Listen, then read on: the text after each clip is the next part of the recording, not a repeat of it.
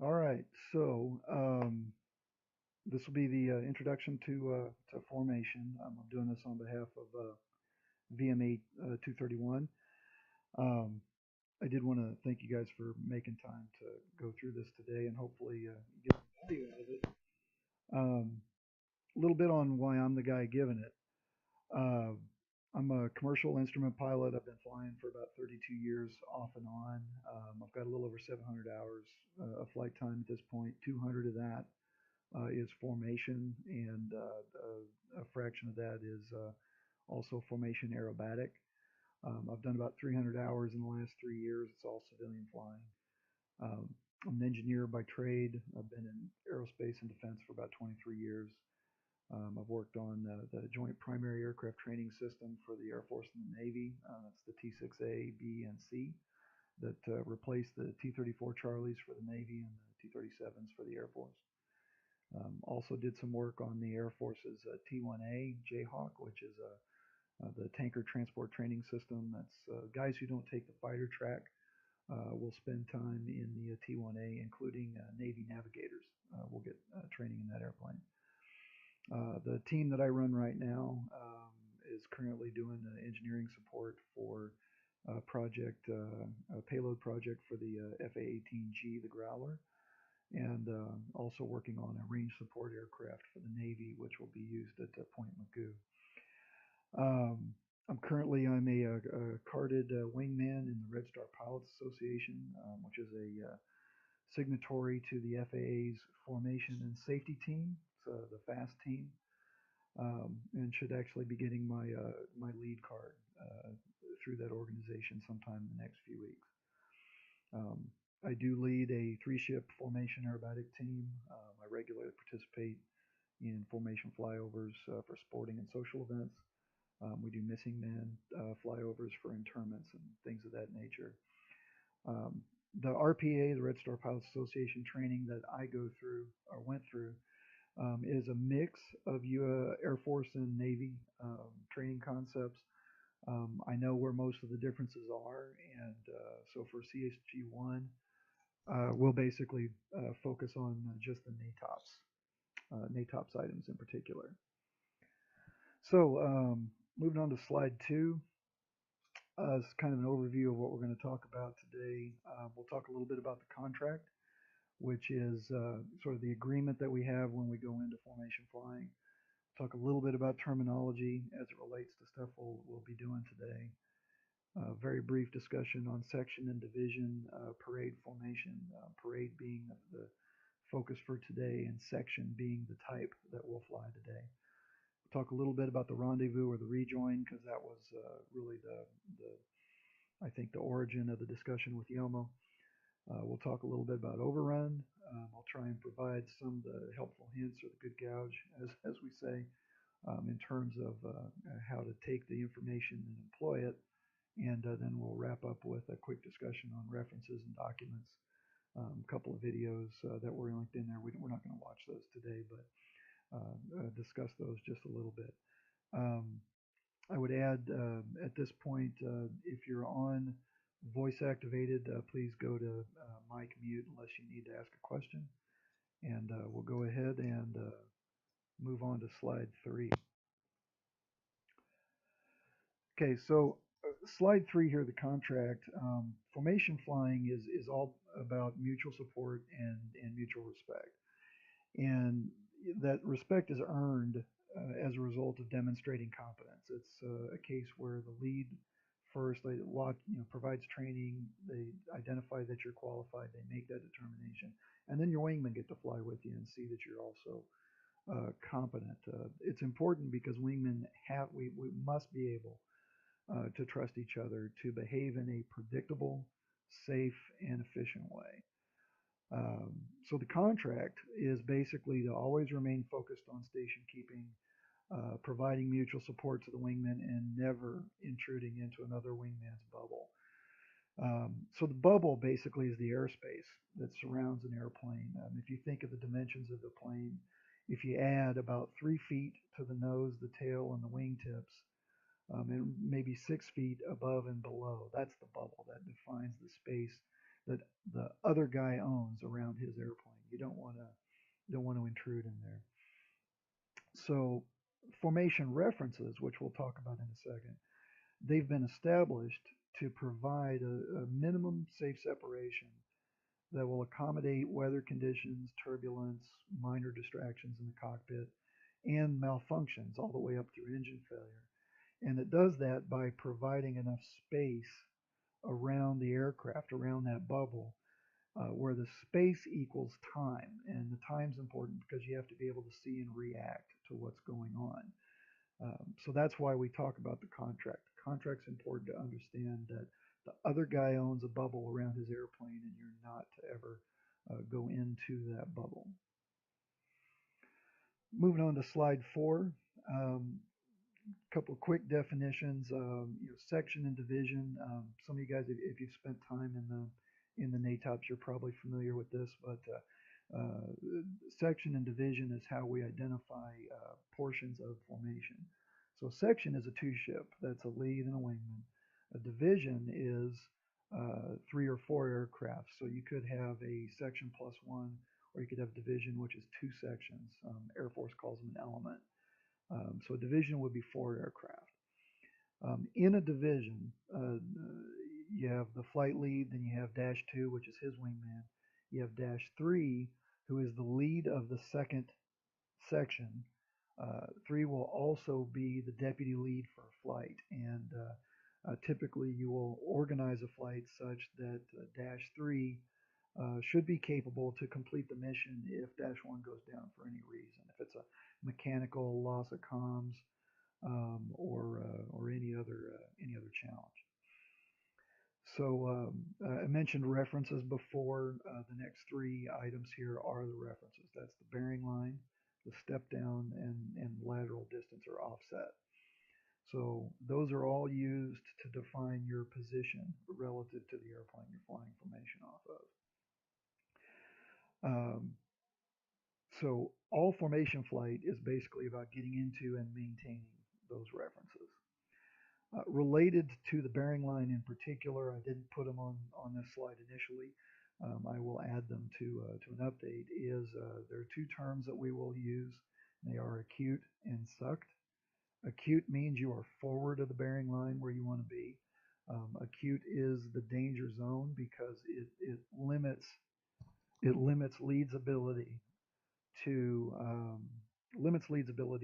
maneuver.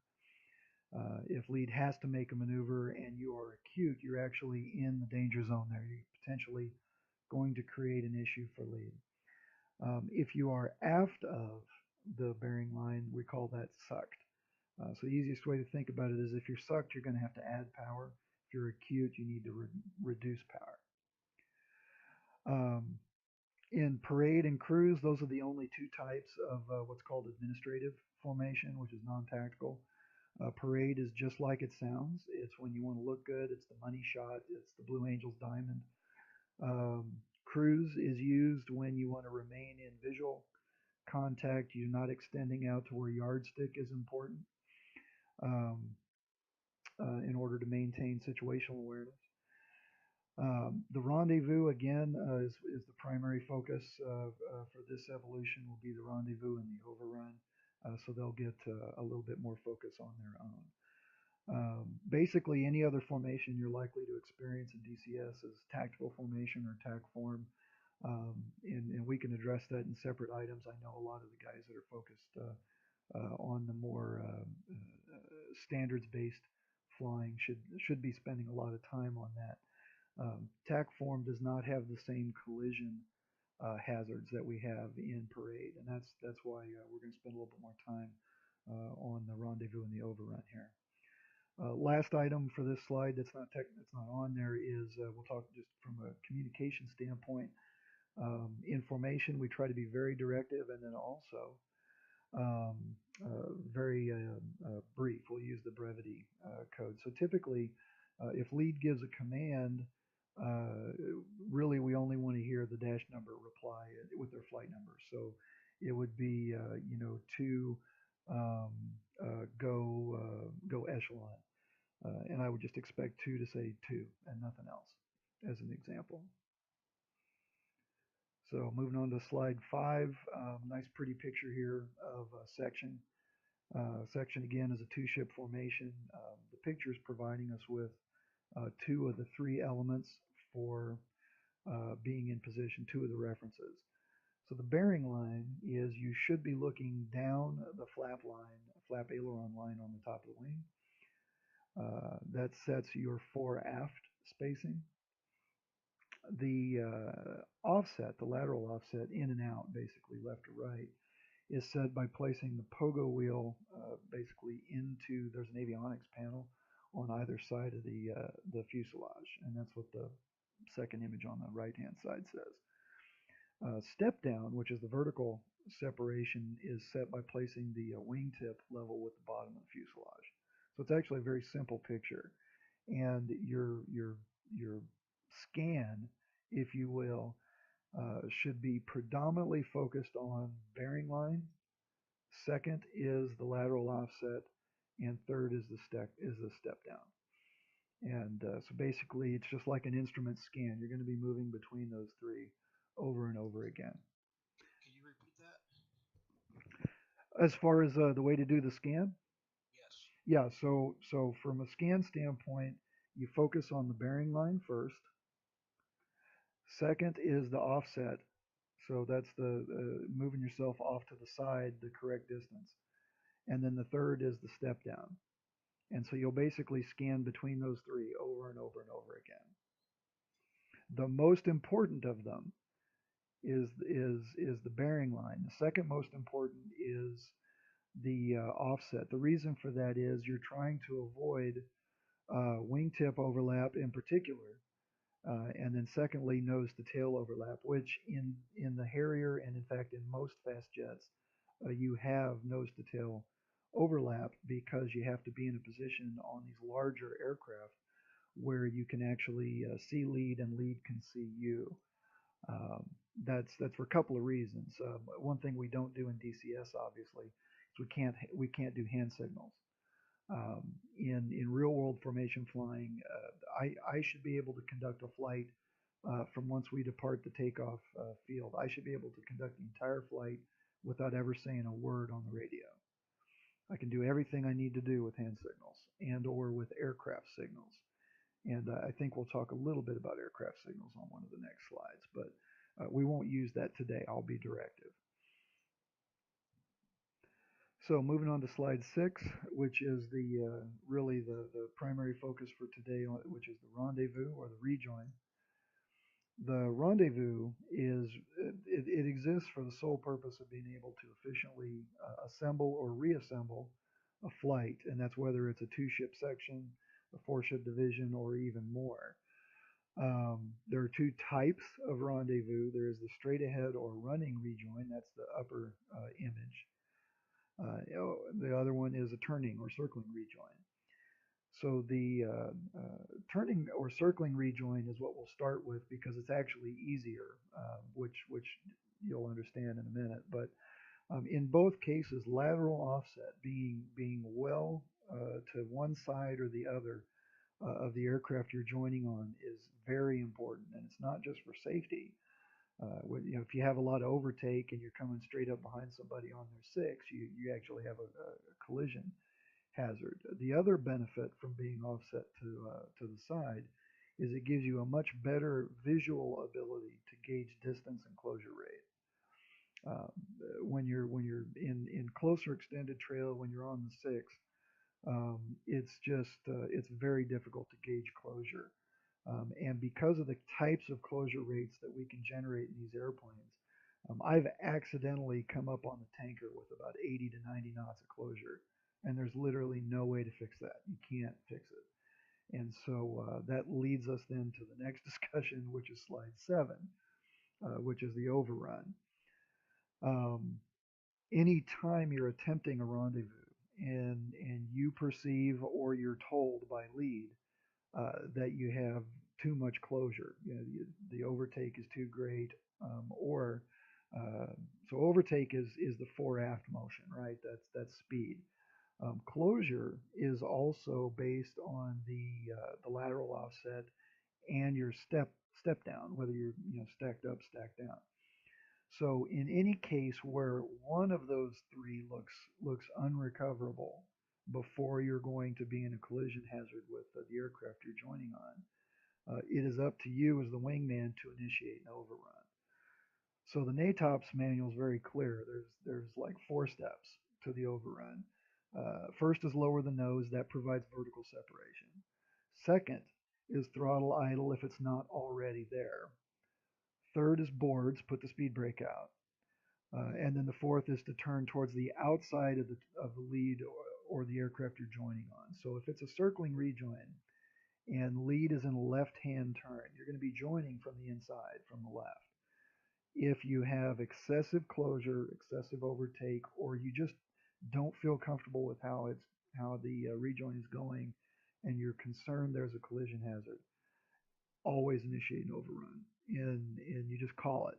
Going under is an adequate call. Overrun is actually the proper call.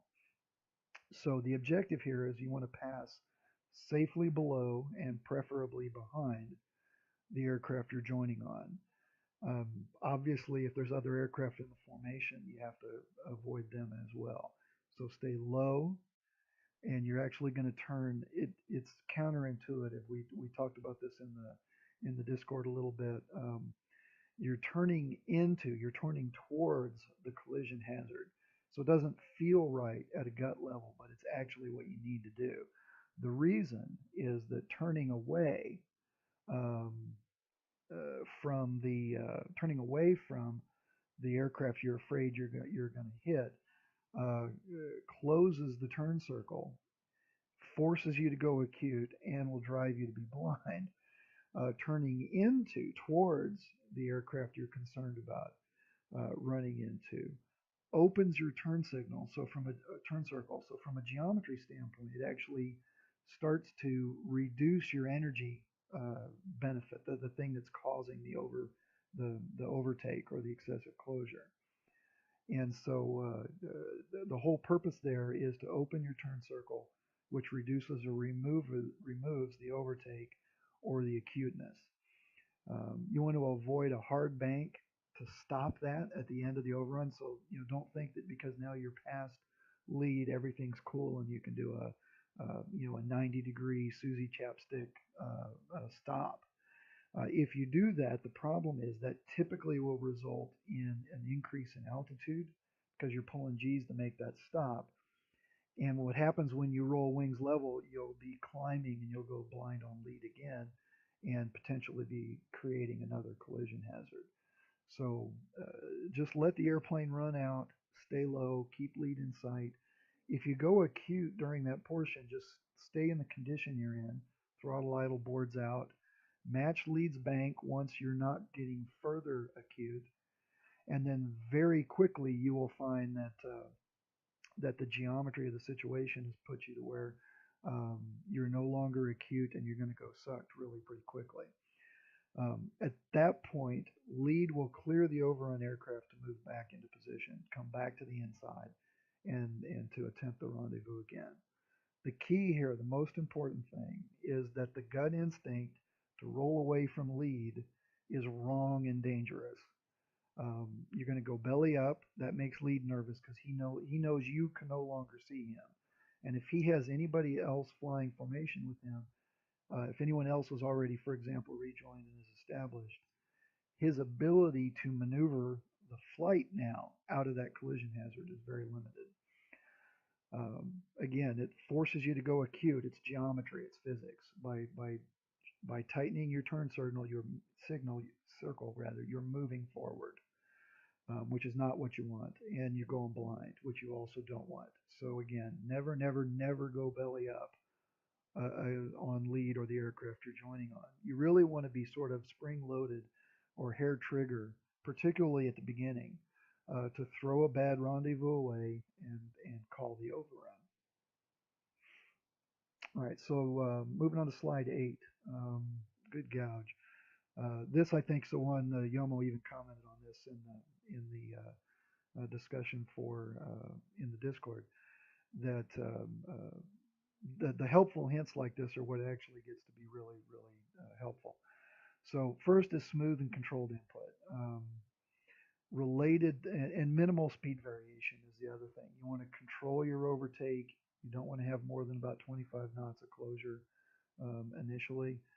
Um, Thinking about smooth controlled inputs and speed, that brings up a couple of points that are better spoken to than trying to type them up. You need to think of every power change in formation as having three parts.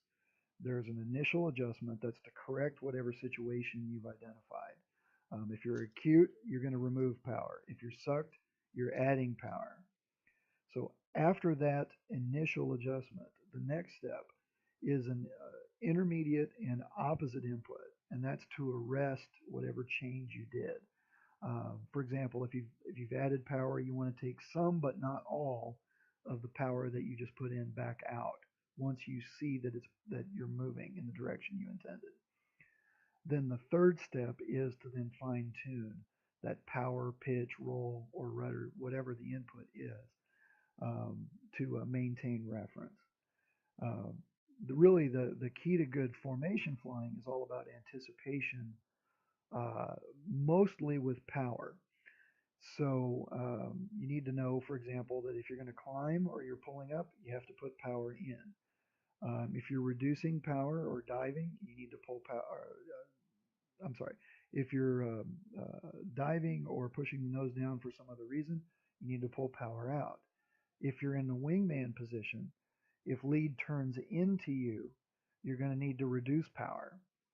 If you're in a wingman position and lead turns away from you, you're going to need to add power. So keep all of that in mind and be as anticipatory as you can. Power changes are the thing that causes probably almost half of the challenge that you're going to have in flying a good formation, and it's because it's directly related to being acute or being sucked, and then it will impact your ability to maintain references once lead is maneuvering. So as soon as you perceive that, hey, lead's turning into me, pull a little power. Lead's turning away, add some power. So it's all about anticipation. Um, I mentioned a little bit on overtake. One thing that's important, particularly with parade flying, is the closer you are, so the more accurate you are for flying reference, the easier it is.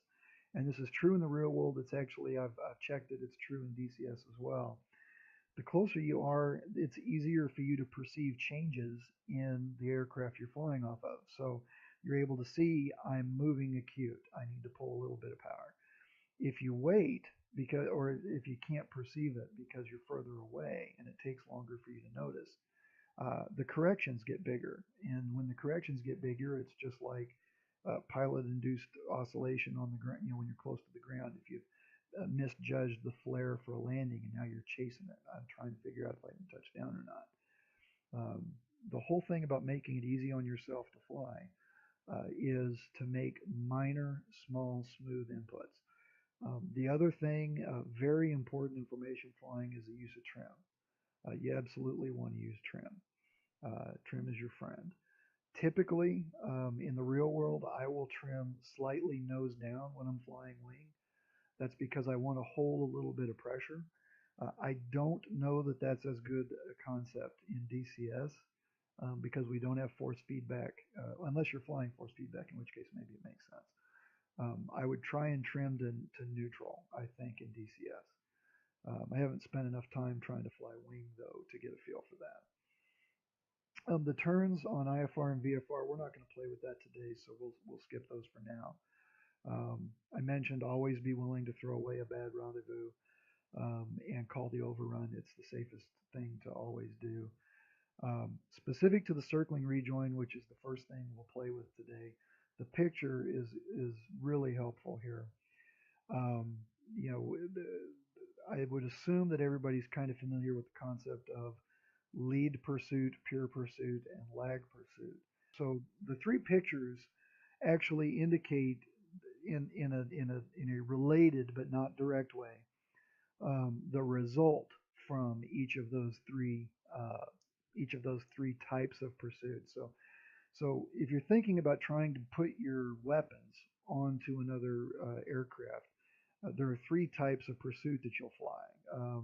Lead pursuit, you're actually putting your vector in front of the guy you're trying to catch up to. So in pure pursuit, you're actually are you're trying to kind of put your vector on the aircraft, and then in lag pursuit, you're putting your vector behind the aircraft. Now, why would you do that? So you do it because you're trying to either add or reduce distance between the aircraft. That's ultimately what it boils down to. In the circling rejoin, which is what that picture on slide 8 is for, the left side, the one that says high aspect, that's what happens when you've pulled a lot of lead pursuit. You've actually gotten very acute, and so from an angular standpoint, you're in. It'd be very easy for you to roll in and take a shot on the guy. However, for the rejoin, it's created a situation where you're going to have a lot of excess energy. Um, the second picture, the moderate aspect picture, where the vertical stab is basically over the outer wingtip, that's the bearing line. That's where you want to be. That's also effectively pure pursuit in terms of the geometry of the rejoin. If you're sucked, if you're behind, the distance is opening, and that's what the low aspect is, where the vertical tail is actually forward of the wingtip. And in that case, you're losing ground, and your turn circle is not optimal for getting into position for the rejoin. So when you're conducting a rejoin, the easiest way to visually tell whether you are acute on the bearing line or sucked is that picture right there. Acute, there's visual space between the wingtip and the vertical. And I tried this flying with Red the other day, just to give me some wing time in the Harrier. And these references, although they're a little bit different because of the slightly swept wing and the shape of the tail of the Harrier, it will actually work.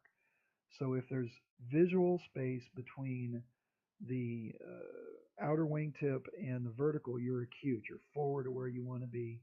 So the correct action is to take a turn towards lead. When the vertical is basically overlapping the outer wingtip, geometrically you're where you want to be. You kind of use power and little nibbles in and out, away and towards lead, to continue working up the bearing line to get to where you're in position. The low aspect, where you're sucked, you actually need to turn away from lead, and it's counterintuitive because when you look at the situation, it's like, God, he's getting further and further away. I should turn towards his flight path. That's going to just make it worse. It makes it more sucked. So again, if you're acute, you turn away from lead. If you're sucked, you turn towards lead. And so that's really the thing you want to get out of those pictures there. Um, with respect to overtake, you can use speed and power to fix a lot of issues. And in tactical aircraft, since we're going to be flying probably 300 knots indicated, you can generate a substantial amount of overtake. A Harrier at wide open, and we'll be doing this at 5,000 feet. You can do 600 knots, I think, clean or damn close to it. So you can get a lot of overtake.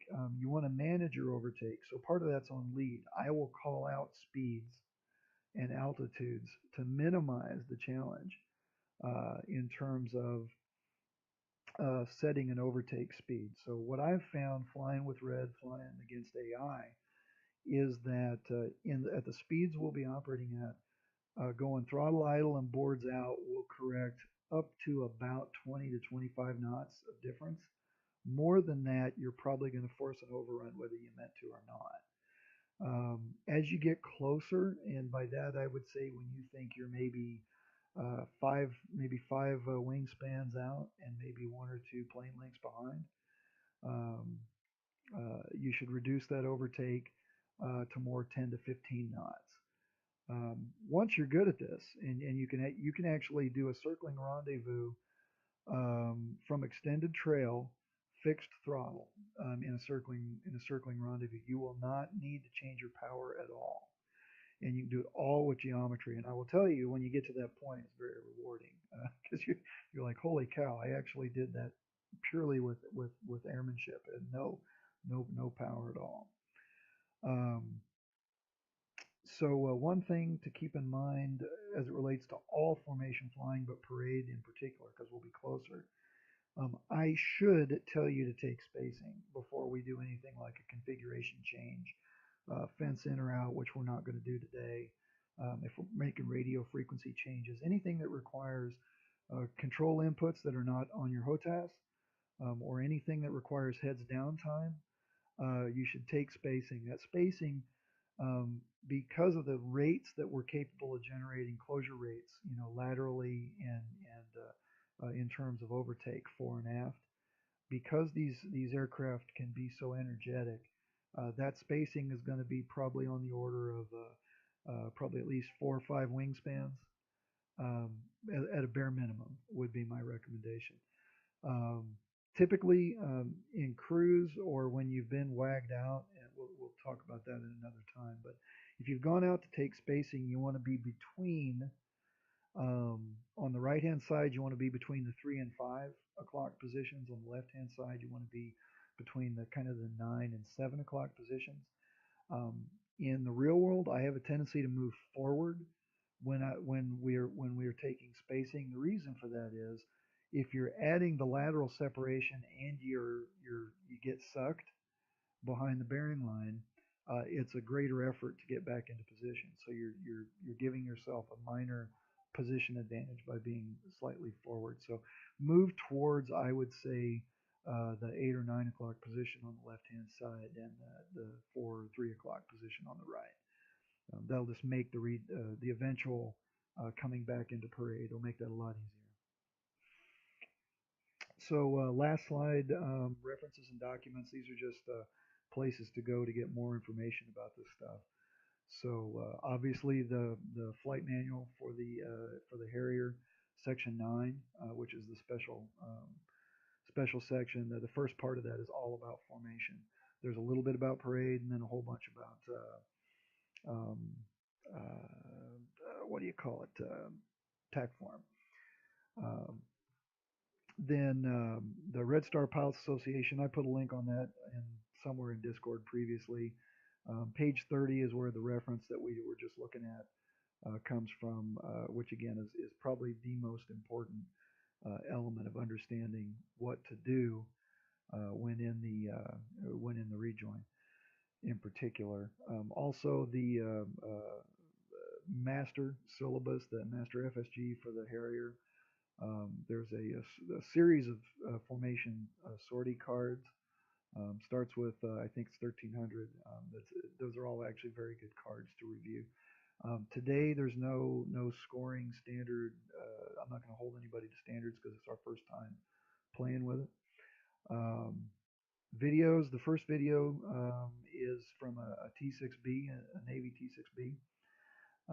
Guys doing a rejoin ultimately to the outside, and it provides a really good overview of the sight picture during the rejoin. The second video is one of mine, and it's a join straight to the outside, which is a slight difference between the NATOP standard. You'll notice on the first video the T6 comes up on lead, he pauses for a moment, and then he makes a deliberate cross under and moves to the outside. Our standards in the RPA, if we're joining to the outside, we just go straight. There is no pause. Once the guy that is on the inside is stable, we go right underneath he and lead straight to the outside position. So there's a little difference there. In future discussions, if we want, we can look at cross unders, we can look at echelon, we can look at extended and close trail, VFR and IFR turns, which are flown a little bit differently depending on which wing position you're in. And then TAC form is a completely different animal altogether. I would suspect that most guys who've been in DCS for a while should be pretty comfortable with TAC form, but we won't be doing any of that today. So that's kind of the overview that I wanted to provide.